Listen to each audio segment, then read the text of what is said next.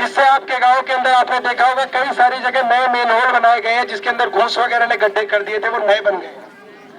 कई जगह नई सीवर लाइन डाली गई है, कुछ जगह पानी की पाइपलाइन डाली गई, कुछ जगह ट्यूबवेल की पानी की पाइपलाइन को जोड़ा गया है।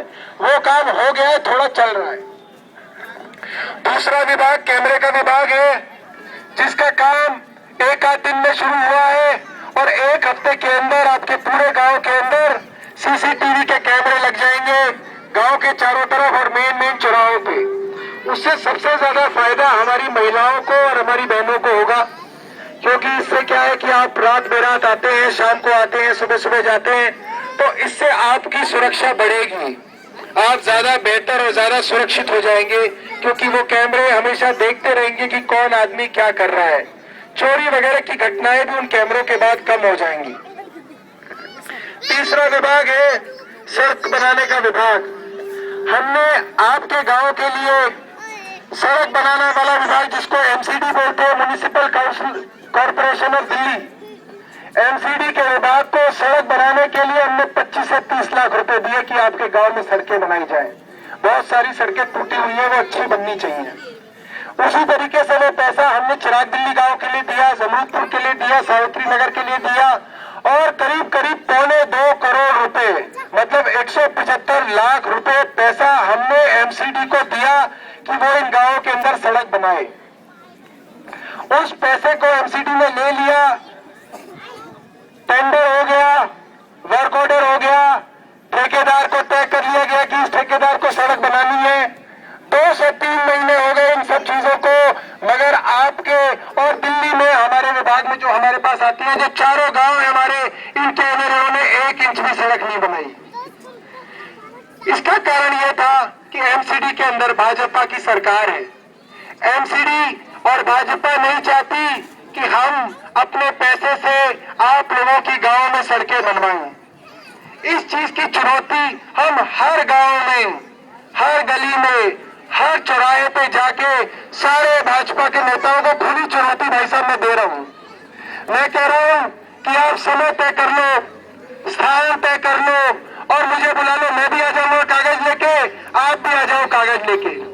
मेरा इनके ऊपर यह आरोप है कि इन्होंने इतना पैसा लेने के बावजूद आपकी सड़कें नहीं बनाई, और इसका कारण सिर्फ ये है कि अगर आपकी सड़कें बन जाएंगी तो आप कहोगे भाई सारा भारत से बढ़िया आदमी है, झाड़ू वाले तो ठीक आदमी है, हमारी सड़कें बनवा दी जो इतने सालों से नहीं बन रही थी। और इस कारण आप हमें वोट दे दोगे, हमें प्यार करोगे, हमें आशीर्वाद दोगे। इस घटिया और तुच्छ राजनीति के कारण भाजपा वालों ने हमारी सड़कें नहीं बननी दी, हालांकि पैसा उनके पास पहुंच चुका है। आपके पास भाजपा वाले जब जब वोट मांगने आए, देखो अभी चुनाव का वक्त है, आपके पास आएंगे लाल लाल टोपी लगा के और कहेंगे जी हम बहुत अच्छे हैं, हमें वोट दे दो, किरण बेदी को मुख्यमंत्री बनाएंगे, हमें वोट दे दो, मोदी बहुत अच्छे आदमी है इसलिए हमें वोट दे दो। आप कहोगे कि भाई किरण बेदी और मोदी की बात तू छोड़ दे, तो हमें ये बात बता दे कि तूने सड़कें क्यों नहीं बनाने दी हमारी।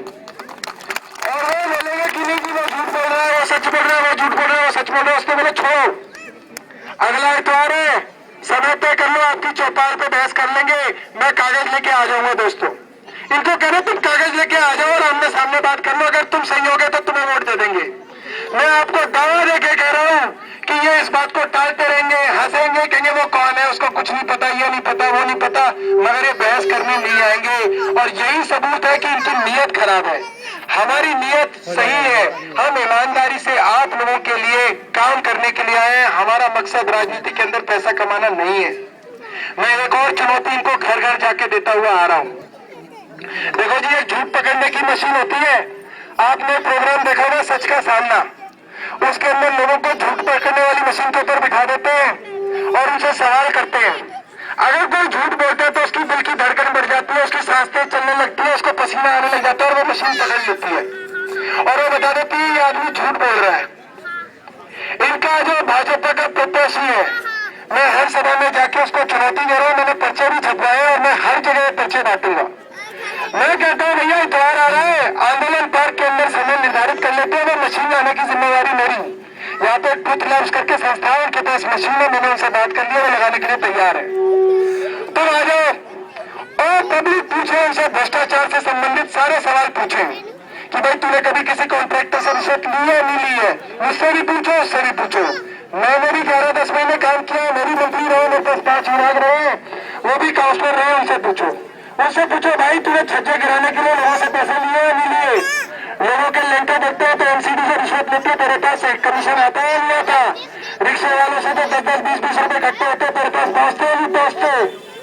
इन सारे सवालों को आप मुझसे भी पूछिए, उससे भी पूछिए। एक दावा मैं और करके जा रहा हूं आपको, वो इस दावे पे, इस चुनौती को कभी स्वीकार नहीं करेंगे दोस्तों, क्योंकि वो बेईमान लोग हैं। हमारे गांव के ही हैं, हमारे गांव के लोगों ने उनको देखा है। एक छोटी सी बिल्डिंग मटेरियल की दुकान होती थी, सड़क पे बदरपुर डाल के बेचा करते थे। आज गाड़ियां बदलते रहते हैं। अभी 1 महीने पहले नई स्कॉर्पियो खरीदी है, उससे पहले एक वैगन आर भी है। कई जगह प्रॉपर्टी की भी बात लोग करते रहते हैं। हम इन सब चीजों में नहीं जाते। हम तो कहते हैं भाई सच का सामना करो और झूठ पकड़ने वाली मशीन पे आमने सामने बैठो। जो ईमानदार है उसको पब्लिक वोट दे देगी, बाकी सब बकवास के अंदर क्या फायदा है?